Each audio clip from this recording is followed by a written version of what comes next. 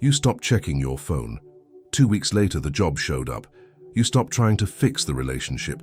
That week, it softened. You stopped fighting your own body, and it started to let go too. There's a moment, you won't see it coming, where something inside you goes quiet, and everything that was stuck starts to move. Not because you won, because you stopped pushing against it. And here is the part almost nobody tells you. That is usually the exact moment things start to move. Not slowly, not gradually, explosively. If you've lived this, you already know it doesn't make sense on paper. Everything you were taught says the opposite. Try harder, push more, want it more intensely, and the universe, or discipline, or grit, or whatever word you use, will reward the effort. So why does it seem like the reward only shows up after the effort stops? This is the paradox this video is going to sit inside of uncomfortably for the next half hour. The results you were fighting for tend to arrive right after you stop fighting for them. Not because giving up works. Giving up and stopping the fight are not the same thing, and confusing them is exactly what keeps most people stuck in the loop forever. There's a specific mechanism behind this. Measurable, nameable, not mystical at all. And once you see it, you won't be able to unsee it in your own life. You'll start noticing it in the small things first. The argument that resolves itself the second you stop needing to win it. The idea that finally arrives the moment you stop chasing it across your own mind. Then you'll notice it in the big things. The pattern that repeats in relationships, in money, in health, in identity. And it will start to look less like coincidence and more like law. Maybe you're already sensing where your own life fits into this. Maybe there's something right now. A person, a goal, a version of yourself you're trying to become, that you have been gripping so tightly your knuckles have gone white, and some part of you already suspects the grip itself is the problem. Hold that thought. We're going to come back to it with precision, not with vague spiritual comfort, because let go and it will come to you is the kind of sentence people say when they don't actually understand what letting go does, physiologically and structurally, to a human being who's been in a fight. What actually happens in your nervous system, your perception, and your behavior in the seconds after you stop fighting. That's what explains the explosion of results. And it starts with understanding that fighting and controlling were never two different things. They were always the same reflex, wearing two different names. Here's the objection you're probably already forming, because it's the same one everyone forms the first time they hear this idea. But I've released things before and nothing happened. I let go and it just stayed gone. That objection is fair and it's important because it points at the exact place most people misunderstand this pattern. There's a difference between releasing a grip and giving up on caring altogether. And if you've ever done the second one while believing you were doing the first, you already have evidence this isn't automatic. It's precise. And precision is what the next 20 minutes are going to give you. Not motivation, not another version of just trust the process. Mechanism, specific enough that you'll be able to test it against your own life before this video ends. Here's the uncomfortable question underneath everything we just described. What if the effort itself, the pushing, the forcing, the gripping, is not neutral? What if it actively degrades your ability to get the thing you're pushing for? That sounds like an excuse for laziness. It isn't. Stay with the logic. When a human being enters a state of struggle, trying to force an outcome, control a person, will a result into existence through sheer intensity, the body doesn't distinguish between productive effort and threat response. As far as your physiology is concerned, straining that hard towards something you don't yet have and might not get registers the same way as danger. Your system tightens, attention narrows, and this is where it gets interesting. Narrowed attention is fantastic for escaping a predator. It is terrible for creativity, for reading subtle social cues, for noticing the unexpected opportunity standing slightly outside your tunnel vision. There's a name for this state in stress physiology: hypervigilance. Translated into plain language, it means your brain has decided the situation is dangerous enough that it will sacrifice breadth of perception for speed of reaction. You stop seeing the whole board. You only see the piece you're gripping. This is the mechanism, not metaphor. Mechanism. A nervous system locked in fight mode literally filters out information that doesn't relate to the perceived threat. So if you are fighting for a relationship, your brain filters for signs of loss and starts missing signs of genuine connection, because connection isn't the threat it's scanning for. If you are fighting for a job, You start missing the sideways opportunity that doesn't look like the job, but would have led to something better. If you are fighting to become a different version of yourself, you keep measuring the gap instead of noticing the small proof that you're already changing. Force narrows, and narrow perception cannot catch what wide perception would have seen. So the question shifts. It's no longer, how do I try harder? It becomes, what state of the nervous system actually widens perception again and lets the parts of reality you've been filtering out come back into view? There is a real answer to that, and it's not mystical, even though it will sound spiritual once we translate it into your daily language. Researchers studying the autonomic nervous system, the part of you that runs underneath conscious thought, regulating heart rate, digestion, and your baseline sense of safety, have long distinguished between two dominant states. The first is the sympathetic branch geared for defense. The second is the parasympathetic branch geared for connection, rest, and, critically, creative, flexible thinking. You cannot occupy both states with equal intensity at the same time. Effort of the forcing kind keeps you locked in sympathetic activation. Genuine release, not defeat, release, shifts you into the parasympathetic one. This is the piece almost nobody puts together. You were never choosing between trying and not trying. You were choosing between two different nervous system states, and only one of them has access to the full range of your intelligence, timing, and perception. Which raises the real question this video needs to answer, and it's not a small one. Is this pattern only happening inside your body, or is there evidence it plays out at the scale of history, decisions, and outcomes that outside observers could actually document? Because if it's just neuroscience, that's useful, but if this pattern shows up again and again across human lives that had nothing to do with each other, that's something closer to a law. There's a second piece of this mechanism worth naming before we move on, because it explains why the narrowing feels so justified while it's happening. The forcing state doesn't just filter perception, it also convinces you the filtering is accuracy. When your nervous system is locked into scanning for threat, every ambiguous signal gets read as confirmation of the fear you're already carrying. A delayed text becomes proof of rejection.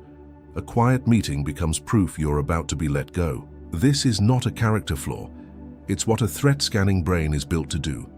Treat uncertainty as danger until proven otherwise, because across most of human history, the cost of missing a real threat was higher than the cost of a false alarm. The problem is that most of what modern life asks you to navigate, relationships, careers, identity, timing, doesn't reward that ancient bias. It punishes it. A brain constantly confirming its own fear doesn't just feel bad. It actively produces the behavior that makes the fear more likely to come true. The over-explaining, the checking in one time too many, the subtle desperation that people can sense, even when they can't name what they're sensing. Force doesn't just block you from seeing opportunity. It leaks out visibly into how you show up, and other people and outcomes respond to that leak, whether you intend them to or not. So the mechanism has two layers stacked on top of each other. The first is internal, narrowed perception, missed openings, exhausted attention. The second is relational and practical. The state you're broadcasting shapes how situations and people respond back to you. Both layers point toward the same conclusion. Force doesn't just fail to help. It actively works against the outcome it's trying to produce. Let's ground this in something you can check, not just feel. Psychological researchers Richard Tedeschi and Lawrence Calhoun spent decades studying people who went through severe life disruption, illness, loss, forced identity collapse, and instead of just breaking, came out the other side functioning at a level higher than before. They called the phenomenon post-traumatic growth, and inside their research, they mapped 5 specific domains where this growth consistently showed up: a deepened appreciation for life, stronger and more honest relationships, a sense of new possibilities that didn't exist before the disruption, a felt increase in personal strength, and a shift in spiritual or existential understanding. Here's the detail that matters for us. Growth in every one of those 5 domains did not happen during the fight to control or reverse the disruption. It happened after the fight ended, after the person stopped trying to force their way back to the life they had before, and instead let the old structure actually finish collapsing. Translate that into ordinary language. The growth wasn't a reward for resisting the crisis. It was what became available once resistance stopped consuming all the person's energy. This isn't only visible in clinical research. It shows up as a recognizable rhythm across very different lives. Consider the entrepreneur pattern that shows up so often it's practically a cliché inside business circles. Except clichés usually exist because they're true often enough to earn the label. Someone spends years forcing a business idea that refuses to work, throwing more hours, more money, more identity into keeping it alive. At some point, often after total financial and emotional exhaustion, they stop, not out of strategy, out of depletion. And it is disproportionately common, almost suspiciously common, that the next idea, the one they weren't gripping, weren't forcing, almost stumbled into while their guard was down, is the one that actually works. Why would that be true so often? It stops looking random, because the widened perception we described in Block 2 was finally available. The tunnel vision that came from fighting to save the old thing was gone, and for the first time in years, peripheral opportunity was visible again. Stop for a second and ask yourself, how many times has that happened to you already, in some smaller version, without you naming it? The idea that came the moment you stopped forcing it. The person who reached out right after you stopped waiting for them to. If it's already happened more than once, it isn't luck. It's a pattern with your name on it too. You can see the same rhythm in relationships that outside observers describe almost identically, over and over. The couple who spent years trying to force compatibility that wasn't there, and the moment one person genuinely stopped fighting for the relationship to become something it wasn't, not performing detachment, actually releasing the grip, the relationship either dissolved cleanly, which was itself the outcome they needed, or it transformed into something neither person had been able to reach while both were pulling. Notice something important here, because this is where people get the lesson wrong. Stopping the fight did not guarantee getting the original outcome they wanted. Sometimes it did. Often it delivered something better, unavailable while they were forcing. The mechanism isn't surrender equals getting exactly what you demanded. The mechanism is surrender equals regaining access to outcomes that forcing had made invisible. This is not a promise disguised as evidence. Not every act of releasing control produces an explosion of positive results. And we'll come back to that honestly later, because pretending otherwise would be a lie dressed as encouragement. But the pattern is real enough and documented enough that it deserves to be taken seriously rather than dismissed as coincidence dressed in spiritual language. There's a historical case that makes this pattern almost impossible to write off as modern self-help language dressed up as science. Look at how major creative and scientific breakthroughs are so often described by the very people who had them. Researchers studying insight and problem-solving have repeatedly documented what's sometimes called the incubation effect, the tendency for solutions to arrive not during intense, forced concentration, but in the relaxed gap right after someone stops consciously working on a problem. The mathematician, wrestling with a proof for weeks, who finally sees the answer while doing something unrelated, mind-wandering, no longer gripping the problem. The writer stuck on a plot who finds the ending appears, fully formed, during a walk they took specifically to stop thinking about the book. These aren't rare anomalies collected for inspiration. They're common enough that cognitive scientists built a whole area of research trying to explain why the pattern holds. The explanation lines up exactly with what we described about the nervous system. Forced concentration activates a narrow, effortful mode of attention, useful for executing something you already know how to do, nearly useless for finding something you haven't found yet. Stepping back, releasing the grip on the problem, shifts the brain into a broader associative mode, where distant, unrelated pieces of information can connect in ways they couldn't, while attention was locked onto a single narrow channel. The incubation effect isn't the brain resting. It's the brain finally being allowed to search widely instead of digging in one narrow hole. This is worth sitting with, because it means the pattern we're describing isn't limited to emotional situations like relationships or grief. It shows up anywhere a human being needs to find something that force alone cannot manufacture. A solution, an opportunity, a person, a version of a life that doesn't yet exist. Force is excellent at execution. It is almost useless at discovery. And most of what people are fighting for, the job, the relationship, the breakthrough, the healed version of themselves, is a discovery problem being treated like an execution problem. So here's the deeper question this evidence forces open. If letting go of the fight reliably widens perception and reopens access to outcomes, Why does almost nobody do it on purpose? Why do we wait until total exhaustion forces our hand instead of choosing release before we're broken enough to have no other option? There's a reason this pattern gets waved away so easily, even by people who've lived it firsthand. It doesn't fit the story most of us were handed about how success works.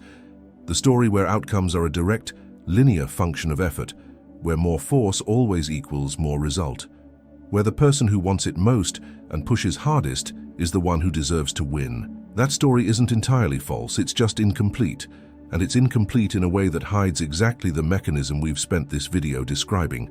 Past a certain threshold, additional force doesn't add to the outcome, it subtracts from it, by consuming the very perception and energy the outcome depended on. Nobody teaches this distinction explicitly, which is part of why it has to be relearned individually, usually the hard way, usually after enough exhaustion has made the alternative obvious. But it doesn't have to be learned that way. It can be learned on purpose right now, before exhaustion forces the lesson on you. That question is where this stops being abstract and starts being about you. Let's make this concrete, because right now there is almost certainly something specific in your life occupying the place we've been describing in theory. Maybe it's a person. You've been managing them, reading their texts for hidden meaning, adjusting your behavior in real time to try to control how they see you. Maybe it's money, checking accounts compulsively, running the same anxious math at 2 a.m., trying to will a number into existing through sheer worry. Maybe it's your own body, fighting a symptom, fighting a habit, fighting a version of yourself you're desperate to stop being. Maybe it's something quieter and harder to name, a sense that you should already be further along than you are, and the fight is with time itself. Here's how to find it precisely. Ask yourself, what is the one area of my life where thinking about it makes my chest tighten before I've even formed a full thought? That tightening is the tell. It's your nervous system entering the defense state we described earlier, on command, just from proximity to the subject. Now here's the uncomfortable diagnostic question. In that specific area, are you actually taking useful action, or are you performing intensity? Because those are not the same thing, and most people confuse them for years. Useful action looks calm, even when it's hard. It's the difficult conversation you have once, clearly, and then let land. It's the application you send, and then stop refreshing your inbox over. It's the boundary you set and then don't renegotiate out of anxiety 3 hours later. Performing intensity looks like motion, but produces no forward movement. It's the 5th time you've reread the same text message tonight. It's checking the same job posting for the 11th time today. It's rehearsing the argument in the shower for the 3rd day in a row, refining a case nobody has asked you to make yet. It feels like effort. It functions like a hamster wheel bolted to the floor of your nervous system. This is the part that needs saying plainly, because it will save you years if you actually hear it. Most of what feels like fighting for something is not effort toward the goal. It's anxiety wearing effort as a costume, and the test for which one you're doing is simple, even if living it isn't. Useful action, once taken, creates a natural stopping point. You sent the message. Now you wait. You had the conversation.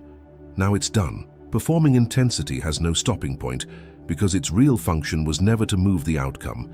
It was to manage your own anxiety by giving it something to do. That's why it repeats. Anxiety doesn't get satisfied by repetition. It just gets temporarily quieter, then demands the ritual again an hour later. So the invitation here isn't stop caring. It's sharper than that, and harder. Take the one piece of useful action available to you in that tightened area of your life. The honest conversation, the sent application, the boundary spoken once, and then, deliberately, stop performing the intensity around it. Not because you don't care, because the performing was never serving the outcome, it was serving the discomfort of not knowing yet. This is where most people flinch, because stopping the performance feels in the moment like stopping the caring. It isn't. It's the difference between rowing a boat and white-knuckling the sides of it while someone else rows. But knowing this intellectually and living it are two different animals. There's a reason the gap between knowing and doing feels so wide here, and it's not a discipline problem. It's an identity problem, and it deserves to be named directly instead of glossed over the way most advice glosses over it. For a lot of people, the fight has quietly become part of who they are. If you've spent years being the one who never gives up, the one who fights for what they want, releasing the grip doesn't just feel risky, It feels like betraying a version of yourself you built your entire sense of worth around. This is the part nobody says out loud. Sometimes people keep fighting not because the fight is working, but because stopping would mean admitting they don't know who they are without it. That's worth pausing on. Ask yourself honestly, if you released the grip on this specific thing today, would any part of you feel like you were losing your identity, not just losing the outcome? If the answer is yes, you found something important. The fight was never purely about the goal. It was also quietly about proving something to yourself about who you are when things get hard. That doesn't make the fight wrong. It makes it worth separating into two different things. The part of you that genuinely wants the outcome, and the part of you that needs to be seen as someone who never stops fighting for it. You can keep the first. The second is the part that's been running the bracing this entire time, and it's the part that has to be the one to open its hands. There's one more distinction that matters before we go deeper, because without it, this entire idea can curdle into something unhealthy. Releasing the grip on an outcome is not the same as abandoning your standards, your boundaries, or your right to want things. It's not spiritual bypassing dressed up as wisdom, where letting go becomes an excuse to tolerate treatment you shouldn't tolerate, or to stop advocating for yourself when advocacy is actually what's needed. The release we're describing applies to the outcome, the specific shape you've demanded reality take. It doesn't apply to your values, your needs, or your voice. You can release your grip on exactly how a relationship unfolds while still speaking up clearly about what you need inside it. Those aren't contradictions, they're the same act, aimed at two different targets. The gap between knowing this and living it is the actual subject of what's coming next, because there's a deeper layer to why the release works. And it's not just about freeing up attention. It's about what release actually does to the energy you've been spending every single day without noticing you were spending it at all. Here is the layer underneath the layer. Fighting for an outcome doesn't just narrow your perception. It costs energy, real, finite, measurable energy, every single hour you're doing it, even when you're not consciously thinking about the fight. Think about what it actually takes to hold something at bay, to keep a wall up against a fear you haven't looked at directly, to maintain a version of yourself that's stronger, calmer, more in control than you actually feel, because letting the mask slip feels more dangerous than the exhaustion of holding it. That maintenance runs in the background of your nervous system constantly, like an app you forgot was open, quietly draining the battery of a phone you thought was fully charged. This is the real cost of the fight, and it's rarely counted correctly. People count the hours they spend actively trying to force the outcome, the calls, the effort, the planning. What they don't count is the hours spent bracing for the bad news, bracing for rejection, bracing against the version of the story where it doesn't work out. That bracing runs 24 hours a day, including while you sleep, including while you're doing something that has nothing to do with the fight at all. It is the most expensive thing a human nervous system can do, and it's invisible, because it doesn't look like effort. It looks like tension. It looks like the thing you call being on edge without ever asking what, specifically, the edge is made of. So ask yourself honestly right now, what would you do with your next hour if none of it was spent bracing? Not fighting harder, just free. What's the first thing that comes to mind? Now here's the part that reframes everything. When you actually release the fight, not perform release, not fake calm on the surface while still bracing underneath, but genuinely stop holding the wall up, that energy doesn't disappear. It comes back online. All the capacity that was locked into bracing becomes available again all at once, like a hand unclenching after hours around a fist you didn't realize you'd made. This is the actual mechanism behind the explosion in the title of this video. It was never mystical. The results don't explode because the universe rewards surrender with a gift. The results explode because the person who stopped bracing suddenly has access to the full range of their attention, energy, timing, and perception, resources that had been locked into a defensive posture for weeks, months, sometimes years. And when a human being operates from full capacity instead of a fraction of it, they make better decisions faster, notice openings sooner, and read situations with a clarity that was structurally unavailable while they were bracing. It's not magic. It's arithmetic. You get back what the fight was quietly costing you the whole time. But, and this needs to be said with complete honesty, because a channel that only tells you the flattering version of a truth eventually earns your distrust. Release is not a guarantee of the specific outcome you wanted. Sometimes the job doesn't come back. Sometimes the relationship really does end. And release simply means you end it with your dignity and your energy intact instead of shattered from 6 more months of fighting a losing position. The explosion of results is real, but results doesn't always mean the exact thing you were demanding. Sometimes it means something better arrives in the space that fighting had been blocking. Sometimes it means you finally have the clarity to see that what you were fighting for wasn't actually what you wanted. It was what fear told you to want. This is the part where the video has to stop pretending, because pretending is exactly what got you into the fight in the first place. The belief that if you just controlled hard enough, you could guarantee an outcome that was never fully yours to guarantee. Nobody controls outcomes with certainty. What you control is whether you meet those outcomes depleted from bracing or full from having released the grip. There's a distinction worth making explicit here because it separates this idea from the version of just release it that circulates as a hollow platitude. Release is not passivity. Passivity is disengagement, checking out, stopping care, waiting for something external to fix what you won't touch. Release is the opposite of disengagement. It's full engagement with what's actually true right now.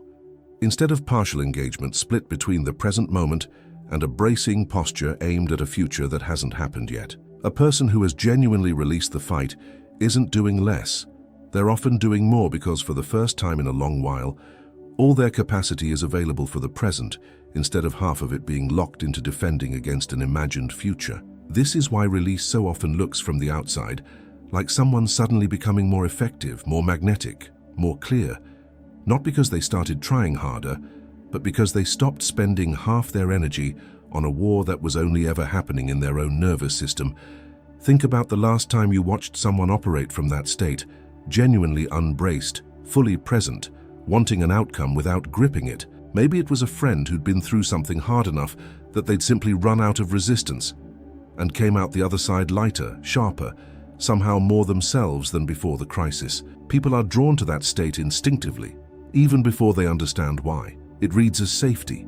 It reads as someone who isn't secretly asking you to manage their fear for them. And ironically, that quality, the thing that makes a person magnetic without them trying to be, is only available on the other side of the exact release this video has been describing. You cannot perform your way into that state.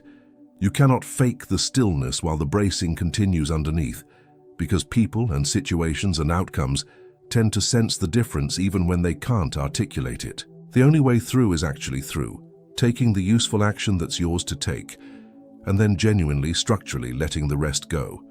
That's not a smaller promise than the mystical version. It's a truer one. And truer promises are the only kind that hold up once you've actually tested them against your own life.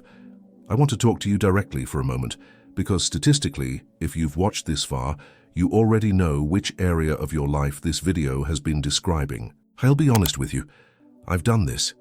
I've refreshed a job posting 11 times in one afternoon and called it hustle. I've rehearsed a conversation in the shower for 3 days straight and called it preparation. It wasn't.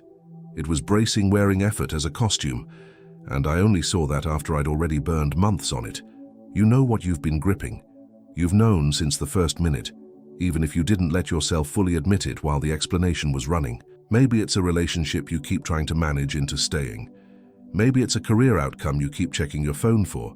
Maybe it's a version of yourself, thinner, calmer, further along, more arrived, that you've been white-knuckling toward for years, treating every day you're not there yet as a small failure.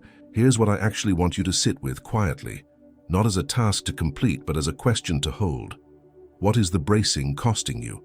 Not the fight itself, the bracing underneath it.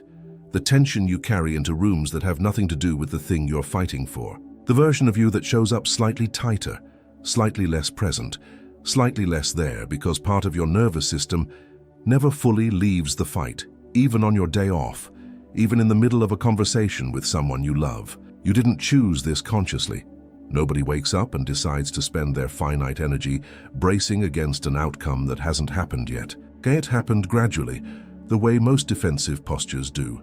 One disappointment at a time until bracing simply became your resting state and you forgot there was another one available. There is another one available, Not the version where you stop caring.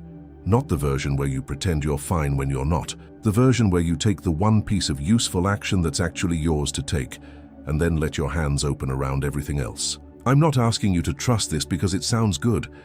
I'm asking you to test it this week, in the smallest version you can find, not the biggest fight in your life, not yet. Pick something smaller, a minor worry you've been gripping, a small outcome you've been checking obsessively. Take the one useful action available and then deliberately stop bracing around it. Watch what happens to your own attention over the following days. Watch whether the space that opens up notices something you would have missed while gripping. You don't have to believe this works before you test it. You just have to be willing to find out. And if part of you is resisting even that small test, noticing an urge to keep gripping just a little longer just to be safe, that resistance is worth noticing too, without judgment. It's not weakness. It's a nervous system that's been running the fight for a long time, and systems that have run one way for a long time don't switch instantly just because the mind understands the theory. Be patient with that part of yourself. It got you this far. Let's return to where we started. There is a moment, you won't see it coming, when something inside you goes quiet, and the things that were stuck begin to move. We asked at the beginning why that moment seems to arrive only after the fight ends instead of because the fight was won. Now you know why. The fight was never producing the outcome. It was narrowing your perception until you couldn't see the outcome standing slightly outside the tunnel of your own fear. It was draining hour by hour the exact energy and clarity you would have needed to recognize the opening when it appeared. The bracing was the cost. The results were always available. You simply couldn't see them from inside the fist. Here's the layer this video hasn't said yet, the one that changes how you'll think about every future struggle in your life. The explosion of results after release isn't proof that surrender is a strategy for getting what you want. It's proof that most of what you call fighting for something was never actually about the something. It was about managing the unbearable feeling of not knowing yet, and the moment you stop needing to manage that feeling, the fight simply has nothing left to run on. That's the real turn.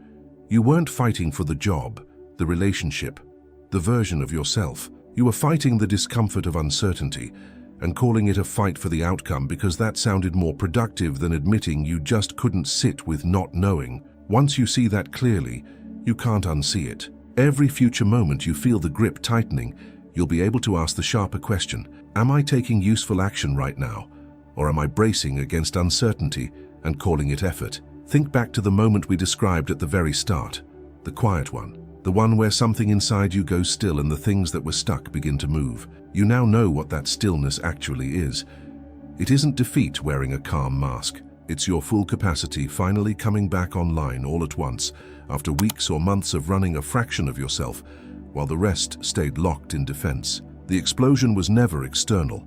It happened inside you first, and reality simply caught up to what had already shifted. That single distinction, the one this entire video has been building toward, is worth more than any amount of trying harder ever was. Not because trying is wrong, but because you now know the difference between the trying that moves you forward and the trying that only exists to manage a feeling you were afraid to sit with. If there's one thing this video pulled into focus, put it in the comments in 5 words or less. I release Juutauk. Naming it is the first useful action, and if this way of seeing things changed something in you, subscribing here isn't about the algorithm. It's a small contract with the version of you that's learning to open its hands instead of gripping. Every Wednesday, one more piece of the mechanism. If this way of seeing things, internal state shaping external outcome, not as wishful thinking but as mechanism, actually landed with you, there's a companion piece that goes deeper into exactly how that internal shift operates day to day. It's laid out in a short ebook, quietly pinned in the comments below this video, and it's worth a slow read if this topic is one you keep circling back to in your own life. And if this idea, that release, not force, is what actually moves reality, pulled something loose in you, tomorrow's video goes even further into the same territory from a sharper angle. What happens when the thing you spend the most energy trying to destroy in yourself is actually the thing quietly consuming you instead? It's called What You Try to Destroy Consumes You, and if today made you uncomfortable in a useful way, that one will too. Open your hands